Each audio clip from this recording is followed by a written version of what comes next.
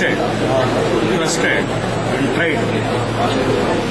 ఈ విధంగా ఇప్పుడు తెలుగుదేశాన్ని ట్రస్ట్ చేసిన ట్రై చేసిన they succeeded in all fronts. They succeeded in constructing in Hyderabad, Andhra Pradesh పునర్నిర్మాణం చేసిన దాంట్లో తెలుగుదేశం పార్టీ బాగా సమృద్ధిగా సదృఢంగా రాష్ట్రాన్ని పురోభివృద్ధిలో తీసుకెళ్ళింది. అదేవిధంగా మన దేశం ఒక విషయం తీసుకుంటే అటల్ బిహారీ వాజ్పేయి గారి హయాంలో దేశాన్ని అన్ని విధాలుగా ఆ రోడ్ల విషయం కావచ్చు, వేరే అభివృద్ధి విషయాలు కావచ్చు, రక్షణ విషయాలు కావచ్చు, భద్రత విషయాలు కావచ్చు, ఆర్థిక విషయాలు కావచ్చు, అన్నిట్లోనూ కూడా ఒక మోడల్ గవర్నమెంట్ ని నిర్మాణం బీజేపీ నాయకులు అందరూ కూడా వచ్చేశారు. మరి కొన్ని నిమిషాల్లో అన్ని రంగాల్లో విఫలమైంది కాబట్టి 10 సంవత్సరాల పాటు కేంద్రంలో అన్ని రంగాల్లో వాళ్ళు విఫలమైనారు. ఆర్థిక రంగంలో విఫలమైనారు, అగ్రికల్చర్ విధానాల్లో విఫలమైనారు, పారిశ్రామిక రంగంలో విఫలమైనారు, దేశ రక్షణలో విఫలమైనారు. అన్ని విధాల కుంభకోణాల్లో ఈరోజు కేంద్ర ప్రభుత్వం కూరుకుపోయింది.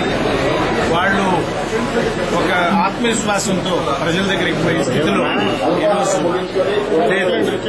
ఆత్మవిశ్వాసం అనేది వాళ్ళలో కోరబడింది. అదే స్థానంలో భారతీయ జనతా పార్టీ చాలా ఆత్మవిశ్వాసంతో మేము ప్రజలకు మేం చేయగలుగుతాం, మేము అభివృద్ధి చేయగలుగుతామని ప్రజలకి తీసుకెళ్తాం. నరేంద్ర మోదీ గారి నాయకత్వంలో చాలా విశ్వాసం దేశం గమనిస్తూ ఉంటారు. 70%, 80%, 60% కనివిరగని పర్సెంటేజ్ ఆఫ్ పోలింగ్ ప్రజలు ఏ విధంగా స్పందిస్తూ ఉంటారు ఎలక్షన్లో గమనిస్తూ ఉంటారు. కాబట్టి ఈరోజు ఆంధ్ర రాష్ట్రంలో తెలుగుదేశం బీజేపీ కంబైన్ గా ఈరోజు అధికారంలో చాలా బాగా కనిపిస్తూ ఉంటాయి. ప్రతి గ్రామాల్లో కూడా ప్రజలందరూ ఈ రాష్ట్రాన్ని, సీమాంధ్ర రాష్ట్రాన్ని పునర్నిర్మాణం చేసే శక్తి కేంద్రంలో బీజేపీ, రాష్ట్రంలో తెలుగుదేశం వస్తే తప్పకుండా ఈ రాష్ట్రం అభివృద్ధి అభిప్రాయంతో ప్రజలందరూ ఉన్నారు. కాబట్టి తప్పకుండా ప్రజలందరూ బీజేపీ తెలుగుదేశం కూటమికి అధికారం ఇస్తారు, అధికారంలోకి వస్తారు. తప్పకుండా ఈ రాష్ట్రం అభివృద్ధి చెందుతుంది. ఈరోజు చాలా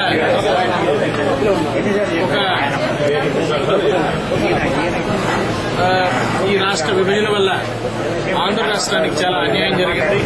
ఆ అన్యాయాన్ని నివారించాలంటే సమర్థవంతమైన, శక్తివంతమైన, యుక్తివంతమైన నాయకులు మన రాష్ట్రానికి మరియు దేశానికి కావాలి. కాబట్టి నరేంద్ర మోదీ గారి నాయకత్వంలో దేశంలో, మరి చంద్రబాబు నాయుడు గారు బీజేపీ నేతృత్వంలో ఆంధ్ర రాష్ట్రంలో అధికారికి రావాలని ప్రజలు ఏ విధంగా ఆలోచిస్తూ ఉంటారు, అదేవిధంగా ఓటు కూడా అవుతుంది. ఇది మీకు నిదర్శనం ఏంటి? ఇంతవరకు జరిగిన ఎన్నికల్లో, ఇంతవరకు జరిగిన సర్వేల్లో అన్నింటిలో కూడా భారతీయ జనతా పార్టీ ప్రథమ స్థానంలో ఉన్నది.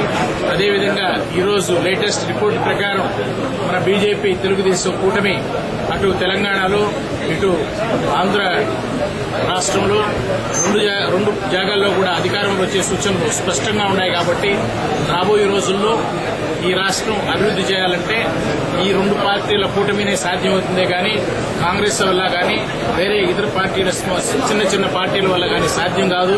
కాబట్టి ప్రజలందరూ కూడా ఈ ఒక్క కూటమికి ఓటు వేయాలని మేము అందరినీ కూడా విజ్ఞప్తి చేస్తున్నాం. మళ్ళా కూడా చంద్రబాబు నాయుడు గారు విజయవంతం చేసేటప్పుడు పెడితే అందరికీ అది జరగాలని కోరుకుంటున్నాను. ఒక శుభ పరిణామం ఈరోజు భారతదేశంలోనే ఒక సంచలనటువంటి కొత్త ప్రపంచం వస్తూ ఉంది. అది మోడీ ప్రపంచం. తర్వాత నిన్న నేను మీటింగ్ లో చెప్పిన సాయి వాళ్ళ పిఎం అవుతున్నాడు, సైకిల్ వాళ్ళ సీఎం అవుతున్నాడు. ఇది సంచలనటువంటి ప్రజలు తీర్పిచ్చే సమయం. అందువల్ల మన పెద్దలందరూ కూడా ఈరోజు ఇక్కడ వచ్చినటువంటి మహానాయకులు సుబ్రహ్మణ్యం నాయుడు గారు ఇక్కడి నుంచి పోయి తెలుగు పంపటాను బెంగళూరులో చేస్తావి. ఇక్కడ ఇంకా తిరుపతిలో మేధావి రామచంద్రారెడ్డి గారు కానీ ఈరోజు ఒక శుభపరిణామం. బీజేపీ తెలుగుదేశం కట్టడం నిజంగా అది మహానుభావుడు ఎన్టీ రామారావు ఉన్నప్పుడు ఆ ఫస్ట్ విజయం ఆయన చేసేటప్పుడు కలుపుకొని చేశారు. 99లో జరిగింది. మళ్ళా ఇప్పుడు 2014లో ఈరోజు కలిసి చేయడం అనేది ఇది దేశానికి ఒక మంచి పరిణామం.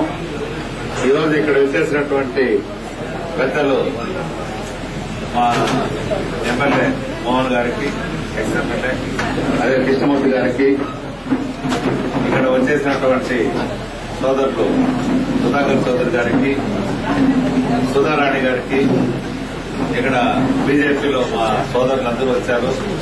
మరి రామచంద్రారెడ్డి సీనియర్ నాయకుడు, నల్లారెడ్డి సోదరులు ఇప్పటి నుంచో వాళ్ళందరూ కూడా ఇక్కడ ఉన్నారు. భాన్ ప్రకాష్ ఒక యువత నాయకుడు, మస్తాన్ నాయుడు గారికి, ఆర్సీ గారికి, ఇక్కడ డాక్టర్ గారికి, శ్రీనివాస్ గారికి, రాజశేఖర్ గారికి, ఆశాలత సోదరుడు డాక్టర్ రాజేంద్రరావు, తమ్మ వెంకటేశ్వరరావు గారికి, లక్ష్మపతికి, డాక్టర్ సుకుమార్ గారికి, ఇక్కడ వచ్చే గోపి గారికి, మరి నాయుడు గారికి, ఇంకా అనేక మంది ఇక్కడ వచ్చే డాక్టర్ శ్రీహరి గారికి, కోడూరు బాలసుబ్రహ్మణ్యం గారికి, పెద్దలందరూ చాలా మంది వచ్చిన్నారు. పేరు పేరున వాళ్ళందరికీ మన వెంకటేశ్వర్లు గారు, సునీల్ కుమార్ గారు చేసినటువంటి మిత్రులకి, పెద్దలకి అందరికీ ధన్యవాదాలు. చాలా సంతోషం. మనం ఎన్నికల్లో కలిసి అందరూ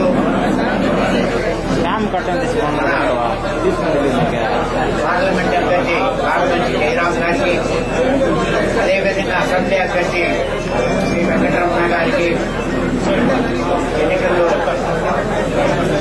వారు పోటీ చేస్తున్న